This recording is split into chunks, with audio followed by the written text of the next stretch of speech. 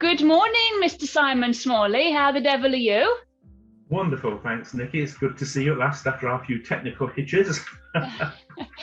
And I feel like we're meeting for a good reason this morning, rather than just a random let's chat about wonderful literary things. I feel like it might be something to do with this. After 2.5 years of writing, is actually here. Can't believe it. So can you tell us a little bit about That Boy of Yours Once Looking At? Yes, it's a memoir that it starts in my childhood and finishes in January 1982. Yes, there were very many things that happened. Terrible bereavement when I was 8, which sort of tips the table of life totally upside down, and horrendous physical injury in my mid-teens, which similar thing, it's hard to deal with, and body image when you're that age and you want to make the best of what you have, and coping with being not only ostracized in a way for being a queer, but also for being a queer with a gammy leg. Okay, so that sounds brilliant. Obviously, I know it quite intimately, having worked on it with you for 2 years. Can you tell us why you wrote this memoir at this point in your life? Well, it was a long time coming, and friends over the years have said, you really need to write a book. And I've written all of my life, and 13 years ago, when I was, after I came out of hospital after 3 weeks enforced detoxification from alcoholism, I began to get my life back. And all of a sudden, with all of that poison out of my system, my faculties started getting sharper, and I've rediscovered all the things that I love in life, and writing was way up there, the top of the list. And so I started writing on my laptop, just chucking things down and then formulating them into loose chapters.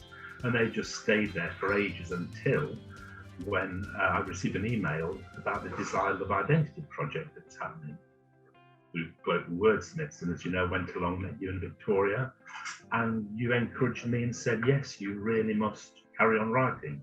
It just came at the right time. That was it. It was just the time to either do it or never talk about it again. So I've achieved what I set out to do. So can you tell us what you enjoyed about writing this book? Yes, there's so many things. I am either blessed or cursed with a condition called hyperthymesia, which causes me to remember parts of my life with incredible detail. So it was easy just to open the mental floodgates and start writing. So the best things writing about, I think probably were my unique relationship with my dad. I think that is the core running through, because he was so supportive of my difference, of being a different child, flamboyant child, they're the nicer words. So reliving a lot of those things was very emotional, and it was a truly cathartic process, having to go back to some of the more challenging and desperate times. But the good times that I wrote about are the ones that really made up for those bad times. And it's that thing of time being the proverbial great healer.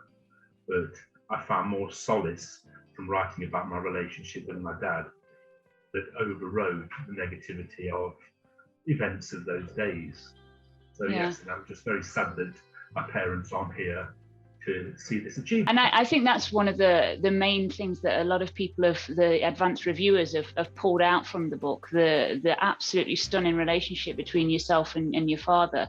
And that's come out in everybody's review. We've had some Lambda Award winners and finalists read the book and say how much they enjoyed that, and how positive it was, and that relationship with your father was just absolutely stunning. And I think it's made a lot of people want to meet him and be sad that he isn't around. Yes, that's it. I think I hope that as you mentioned to me a while ago, that it's like a tribute to my dad and the way he raised us through such adverse conditions. And it makes me very proud of him and very proud for his son. And if I could be a sort of 100th of the man he was, then I'd be very happy. Tomorrow is the big day, worldwide release of That Boy of Yours Once Looking At. How does that feel?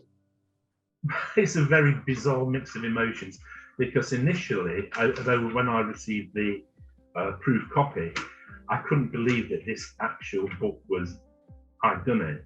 These are my words. That I was so used to seeing in an MS Word document on my computer, and you and I back and forth with the editing and all of that process, making me think and rewrite and go deeper and deeper into myself.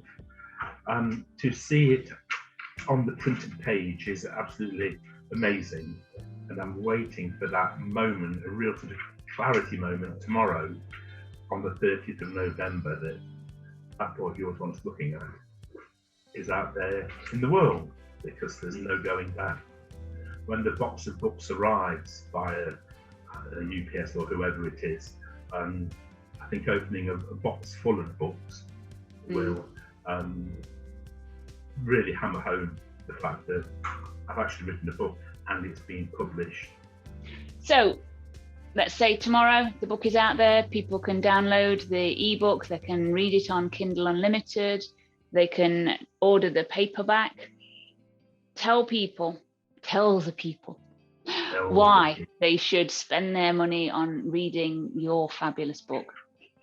Well, apart from having a glamorous cerise and yellow, acid yellow book in your bookshelf, which will enhance any living room or library, I just hope that you enjoy it. It's been a challenge writing it, it's been very cathartic. I hope that somewhere people may identify with some of the situations in the book and get some kind of strength from the sort of coping strategies that I never had that strength at that time. So I sort of went on regardless, because there's no other option. So I hope there's someone, maybe one person, who can turn around and say, crikey, well, if he got through it, then I can get through it. Ultimately, I hope that, as it's not a specifically and exclusively gay memoir, that people from the wider community and globally will be able to laugh along with some of the silly things in it and take some kind of strength from the challenges that I was able to surmount, and get strength from my friends and my father. So I think it's quite an emotional read. It certainly is for me reading it back as a book. I just hope that people will accept it as a book that's not exclusively a gay novel or a gay memoir, but just about living and surviving. Excellent. So I don't have to say it sounds like a great read. I know it's a damn good read, and you should all be going out there and buying it. So release date is tomorrow. You can grab it on paperback, you can download an ebook, and you can read it on Kindle Unlimited. So it's all over Amazon from tomorrow worldwide. But also you can get fancy signed copies direct from the author himself. Simon, do you want to tell us about those? Yes, certainly. If you order directly from me from www.simonsmalley.com and request a signed copy, I'll be in touch with you. And all people who buy a signed copy get an exclusive, not available anywhere else, bespoke bookmark with a cerise tassel. So you'll never lose your place wherever you are as you accompany me on my journey. All right, well, thank you very much for joining me, Simon, and fingers crossed for an amazing launch day tomorrow, and enjoy your trifles with your good man John. Au revoir. Au revoir.